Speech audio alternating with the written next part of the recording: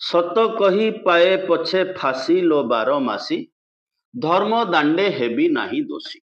ये भारत वर्ष रे सत्य युग चली श्रीराम मंदिर रे नुआ ध्वजा उठिला जय श्रीराम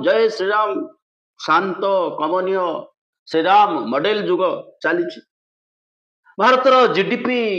वर्तमान ग्रोथ ग्रोथ ग्रोथ कौन 8.2% हो गला। आम गली मुंडरे प्रेस करुवा लंड्री हो क्षीर दोकानी हो परिबा वाला हो से भी भाविला गोटे कौन ग्रोथ हो गला गोटे कौन ग्रोथ हो गला जीडीपी ग्रोथ हो गला। ये हूँ अर्थनीतिर गहन पाठ जो कागज पत्र देखे इन्वेस्टमेंट डका जाए जो कागज पत्र देखे ऋण अणा जाए जो दिन मीडिया रे चर्चा आज चली काली राति चलला जीडीपी ग्रोथ ग्रोथ ग्रोथ हो गला। काली आंतर्जातिक मुद्रा कोष